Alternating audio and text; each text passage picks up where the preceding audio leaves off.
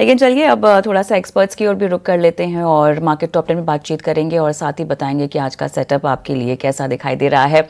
वत्सल भुवा हमारे market expert जुड़ चुके हैं। वत्सल, हाय मॉर्निंग, स्वागत है आपका।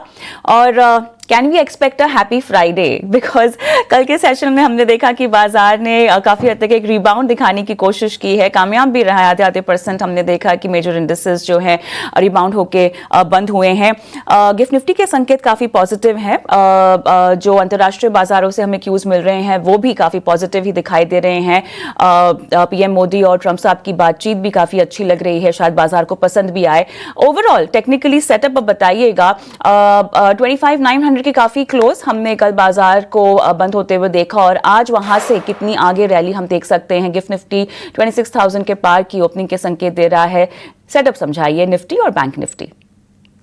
जी, अगर मैं निफ्टी के सेटअप की बात करूं तो रिसेंटली निफ्टी ने अपने जो एक राइजिंग चैनल है उसके सपोर्ट के नीचे क्लोजिंग दिया था और उसके दूसरा उसका जो फॉलो अप सेशन था उसमें भी वो नाकाम रहा था उस चैनल को रिक्लेम करने के लिए। पर कल निफ्टी में हमें एक शॉर्ट कवरिंग मूव देखने को मिला, एक अच्छी कॉन्फिडेंट क्लोजिंग देखने को मिली और आज जिस हिसाब से गिफ्ट निफ्टी संकेत कर रहा है 120 to 140 points opening for Nifty index, Nifty एक काफी क्रूशियल लेवल पे निफ्टी की ओपनिंग हो सकती है, दैट इज 26,000 एंड 26,050। ये क्रूशियल लेवल इसलिए है क्योंकि यही एक लेवल था जहां पे सबसे ज्यादा शॉर्ट्स ऐड हुए थे डेरिवेटिव्स में। सेकंडली ये एक राइजिंग चैनल का एक रेजिस्टेंस भी है। तो अगर आज निफ्टी फर्स्ट ओपनिंग आवर में ऑफ द ट्रेडिंग सेशन अगर इसके ऊपर सस्टेन करता है तो अगेन यहाँ से हमें एक शॉर्ट कवरिंग मूव देखने को मिल सकता है निफ्टी में टुवर्ड्स 26,150 लेवल्स।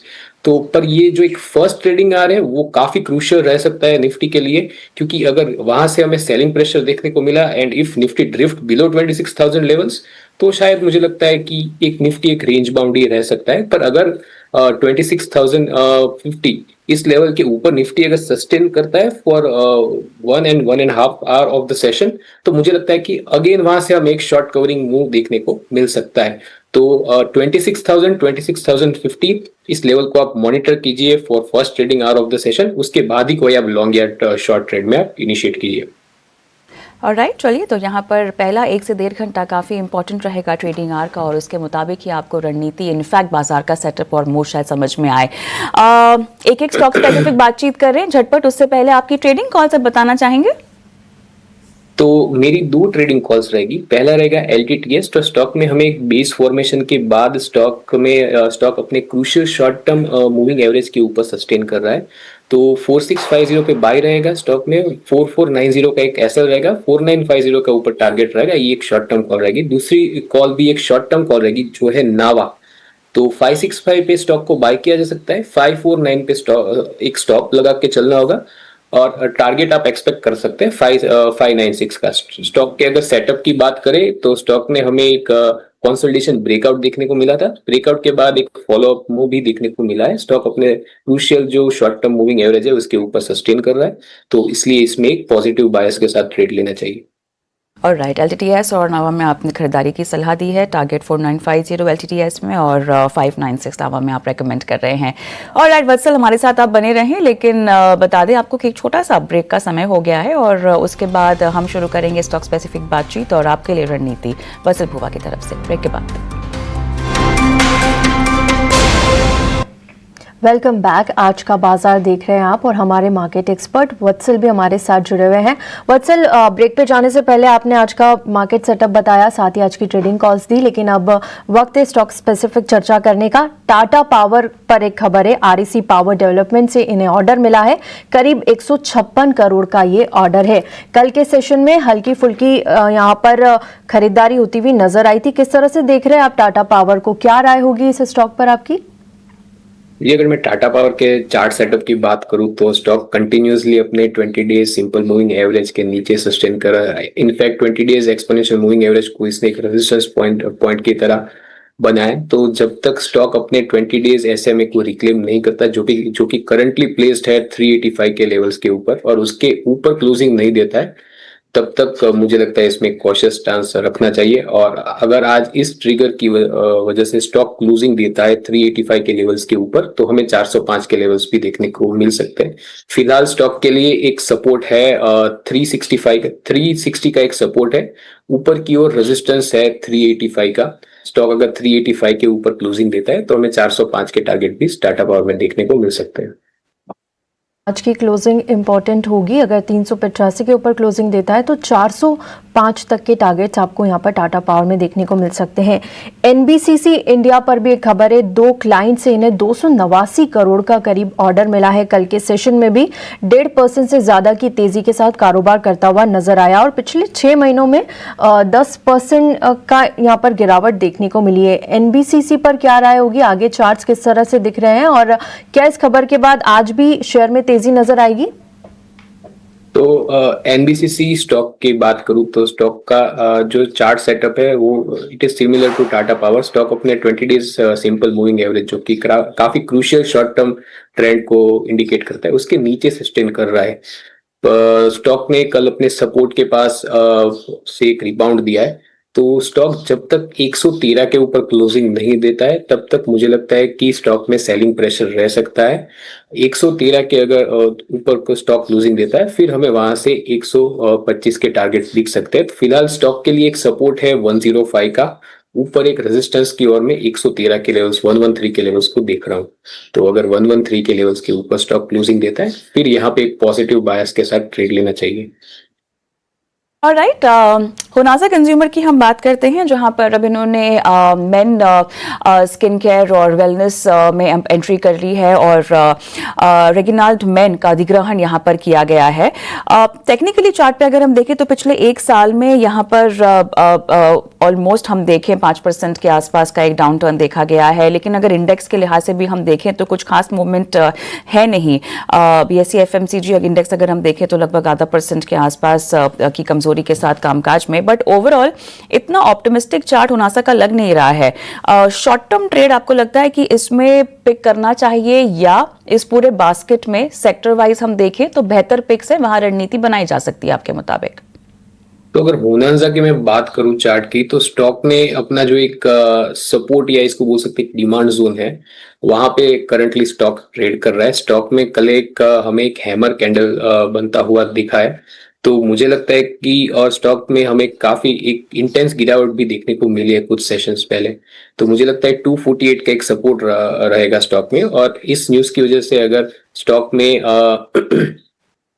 260 के ऊपर अगर क्लोजिंग दी तो यहां से हमें एक रिकवरी देखने को मिल सकती है टुवर्ड्स द लेवल ऑफ 275। हालांकि इसमें कोई एक रिवर्सल के कोई इंडिकेशन नहीं है, बस एक छोटी सी हमें रिकवरी देखने को मिल सकती है स्टॉक में towards the level of 275। And आपने जैसे बोला कि हमें जो ये पूरा सेक्टर है उसी में हमें कोई मोमेंटम दिखा नहीं है, इररिस्पेक्टिव की निफ्टी या ब्रॉडर मार्केट कहाँ पे है। तो मुझे लगता है कि यही व्यू पॉइंट रहेगा। स्टॉक में एक छोटे स्विंग्स देखने को मिल सकते हैं, कोई ट्रेंड चेंज इंडिकेटर तो इधर कोई दिख नहीं रहा है स्टॉक में। ऑलराइट, चलिए, तो यहाँ पर होनासा कंज्यूमर पे आपने राय दी है, लेकिन एस्ट्रा माइक्रोवेव की बात करते हैं जहां पर एक बार फिर से ऑर्डर के तहत शायद हो सकता है कि आज ये एक्शन में रहे। आईएमडी से लगभग 171 करोड़ का यहाँ पर इनको जो है ऑर्डर मिला है। ओवरऑल जो स्पेशलाइजेशन में कंपनी है और जैसे हम मूवमेंट भी देख रहे हैं हाल ही में यहाँ पर कई सारे छोटे छोटे अमाउंट के कॉन्ट्रैक्ट्स कंपनी ने अट्रैक्ट भी किए हैं। बट हैविंग सेड दैट, जितनी प्रोजेक्ट्स की मोमेंटम है वो हमें वॉल्यूम वाइज स्टॉक पे रिफ्लेक्ट होती हुई नहीं दिखाई दे रही है। कैसे समझें इसे? तो अगर मैं एस्ट्रो माइक्रोवेव की बात करूं, चार्ट स्ट्रक्चर की बात करूं, तो स्टॉक एक फॉलिंग चैनल में ट्रेड कर रहा है। तो स्टॉक का एक सपोर्ट बन रहा है 865 के लेवल्स पे, ऊपर पे एक रेजिस्टेंस बन रहा है 940 के लेवल्स पे। तो जब तक स्टॉक ये फॉलिंग चैनल का ब्रेकआउट नहीं देता है तब तक मुझे लगता है कि स्टॉक में कोई ज्यादा हमें मूवमेंट दिखने को नहीं मिल सकती। पर अगर स्टॉक किसी भी ट्रिगर की वजह से अगर फॉलिंग चैनल का ब्रेकआउट देता है फिर हमें स्टॉक में एक अच्छा खासा ट्रेंड रिवर्सल देखने को मिल सकता है स्टॉक में। तो फिलहाल 865 को एक सपोर्ट की तरह देखना चाहिए, 940 को एक रेजिस्टेंस की तरह देखना चाहिए। बिल्कुल। यहाँ पर एस्ट्रा माइक्रोवेव पे अपनी राय दी, लेकिन सायंट को लेकर भी एक खबर है। मिडिल ईस्ट ऑपरेशंस को मजबूत बनाने के लिए कंपनी ने अबू धाबी की ADGCE का अधिग्रहण यहाँ पर किया है। सायंट को किस तरह से देख रहे हैं, क्योंकि कल के सेशन में भी देखिए अच्छी तेजी यहाँ पर नजर आई थी। सायंट को लेकर क्या राय होगी और इस खबर के बाद क्या इम्पैक्ट दिख सकता है आज के सेशन में? आपने साइंट लिमिटेड की बात की साइंट DLM की बात कर रही हूँ सर। Cyient limited, right? तो अगर मैं साइंट लिमिटेड का चार्ट देखूं तो स्टॉक एक चैनल में कंसोलिडेट कर रहा है, एक पैरेलल चैनल में कंसोलिडेट कर रहा है। स्टॉक का ऊपर एक रेजिस्टेंस बन रहा है 1185 पे, स्टॉक का एक सपोर्ट दिख रहा है 1115 पे। हालांकि सपोर्ट काफी डीप है, पर मुझे लगता है कि स्टॉक जब तक 1185 के नीचे रहेगा तब तक मुझे लगता है इस चैनल में ही स्टॉक कंसोलिडेट करता रहेगा between the support of 1120 and 1185।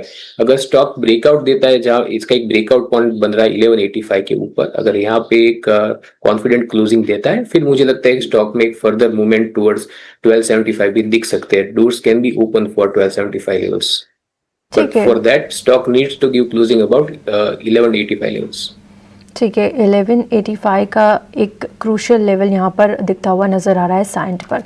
Crompton Greaves को MSEDCL से EPC से जुड़ा एक ऑर्डर यहाँ पर मिला है। सोलर वाटर पंपिंग सिस्टम के लिए करीब 29 करोड़ का ये ऑर्डर है। क्रॉम्पटन ग्रीव्स को किस तरह से देख रहे हैं? कल के सेशन में हल्की तेजी यहाँ पर नजर आई, लेकिन पिछले 5 दिनों में करीब 2.5% से ज्यादा की गिरावट इसने दी है। किस तरह से क्रॉम्पटन ग्रीव्स को देख रहे हैं और क्या इस खबर के बाद आज पॉजिटिव इंपैक्ट दिखेगा?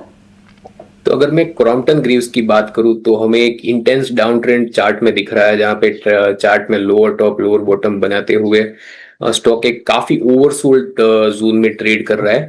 तो रिसेंटली मार्केट सेंटीमेंट की वजह से स्टॉक ने अपने जो डिमांड जोन है उसके नीचे क्लोजिंग दिया था। तो अगर 255 के लेवल्स को स्टॉक रिक्लेम करता है तो स्टॉक में हमें एक स्विंग देखने को मिल सकता है टुवर्ड्स द लेवल ऑफ 275।